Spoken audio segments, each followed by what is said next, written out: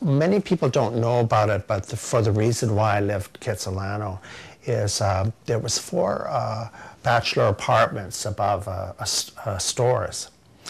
And I had one, and across the hall there was a guy that kind of was like a real stay-at-home. He had a dog.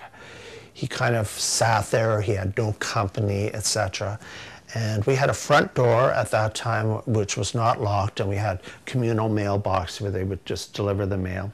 And all of a sudden strange things started to happen to me, like I would come home and my mail had been opened, or all of a sudden there were swastikas written on my mail, including the insides. And then one day I came home and a swastika, the width of my door was painted on in big white paint. And I couldn't figure out what was happening. So I called the police, and the police came by, and I showed them. And it was very bizarre because the owners of the building were Jewish. And I thought, well, I don't know if I want to tell them that people are putting swastikas on their property.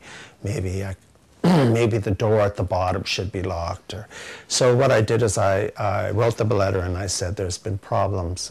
My door has been glued shut where I couldn't put the key in to lock my door. And I don't know who it is, but the front door, I think it should be locked from now on. And it was glass, but it should be locked. So anyways, they sent around a memo that everyone should lock the doors. And so what happened is the day came, we all got a key. That night I came home and the door was unlocked, so I locked it. I went up to my apartment, I was having a shower, and all of a sudden I heard somebody screaming, like screaming really loud. And then I heard the glass smash, the front glass smash of the door to the street, and running up the stairs. And then my neighbor next door, this guy, started pounding on my door and said he was going to kill me.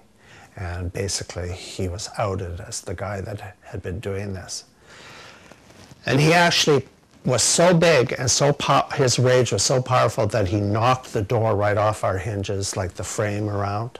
And it came right in, and I phoned the police. I was in a panic. So the police came rushing over. And I had a friend who lived not too far away, a heterosexual man that I'd known for quite a few years. And I phoned him and I said, Doug has broken into my apartment. He's threatening to kill me. I called the police. So he came and drove over.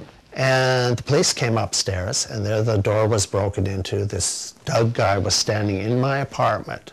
And the 2 police officers came into my apartment and said, what's going on here? And I said, well, this guy has broken into my apartment. And they said, well, why is he broken into your apartment? And I said, I don't know. You should talk to him.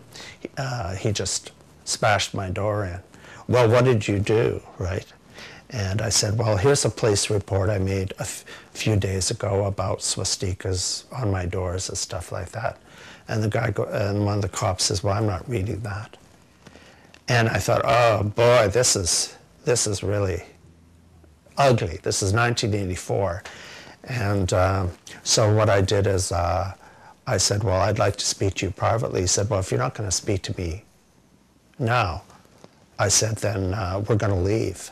And I said, well, I want him out of my apartment. So they took him and went into his apartment, shut the door, and talked to him. And then came back and they said, well, are you going to talk to me now? And my friend says, let's just get the hell out of here, right? So I pulled my door kind of up against the frame. I couldn't lock it or anything. And we left. So we walked downstairs, and my friend had parked across the street. So my friend walked across the street, jaywalked.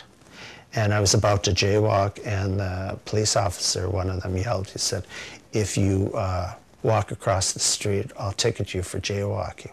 So I had to go to the corner of the street, push the walk button, and I had to stand there and wait for the crosswalk button to change. It was 4th Avenue, like about 1 in the morning. There was no cars. I had to stand there by myself, cross the street, go over, get in his car, and then we took off. Then the police followed us. And we went up Dunbar, we turned up 10th Avenue, going all up towards UBC, and the police car was following us. And all of a sudden we got over the hump, and my friend just pulled over and turned the lights out, and the cop car went past us. and they turned the lights on, did a U-turn. And the police, you could see the brake lights come on, and they turned a U-turn to come after us. And he just drove really fast through side streets, and we lost the cops. Okay. So I went to Harry Rankin's office, and I didn't have an appointment. I went in and I talked to him, and I said, is there a way that this guy should be leaving, or, you know, how can we get rid of him? And Harry Rankin says, no, you leave. He says, get away from this guy. This guy's crazy. You don't want to live another day beside him. So I had to, then I went and I phoned the owners of the apartment building, and I told them everything that had happened. And I said, I have to move. The door's broke. He said, I'll get him to fix the door. I said, no, I don't want him touching anything. So for 3 days, I left everything in my apartment with the door broken off it, with this guy living across the hall. And then they said, we have another apartment building at Oak and 12th, a bachelor, why don't you move in there? So I had a whole bunch of friends came over, and we all went and picked up all my stuff, everything, moved it to the other apartment building, put it in the apartment building. It was really depressing. I was above the dumpster, I was on the alley. I was very depressed in this kind of basic windowless apartment. And all of a sudden I got a knock on the door, and the landlords came to the door and said, oh, you're all moved in and everything?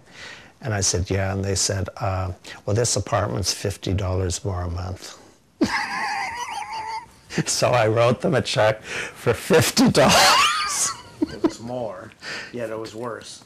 And I gave it to them, and fine. And then that summer I worked on Margaret Mitchell's campaign. She used to be the member for Vancouver East. And I got somebody was moving out of their apartment, and so October of that year, I moved in, and that's 25 years ago. I moved to Commercial Drive. So that was my way of getting to Commercial Drive. But many people, even people that I know very well, don't know this story. But I was thinking, that's not very long ago, but how horrible that night was for me, how that changed my life. And I have to tell you, it changed my life. Up to that point, I would consider myself had been a very happy person.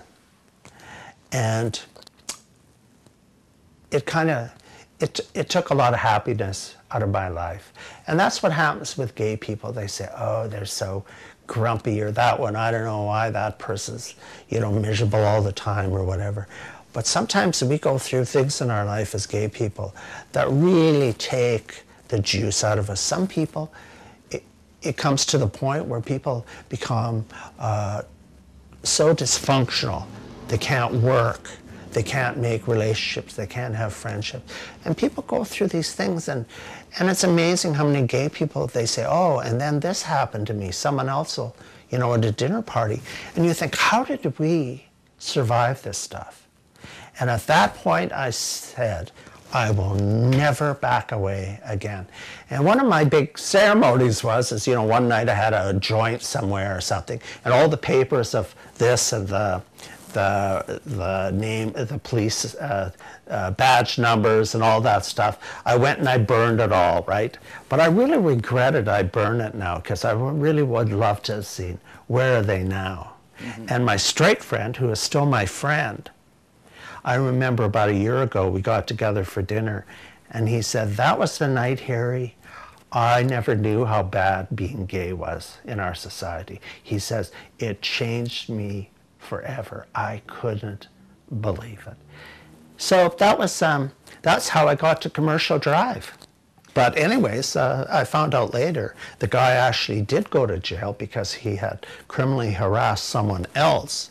There was a trade union strike, and he was sending threatening notes to their home. But guess what, this Doug guy, guess what his job was? A gunsmith. Well, he worked in a gun shop on Main Street. Doesn't surprise me. So talk about feeling, you know, like crazy with a gun, huh?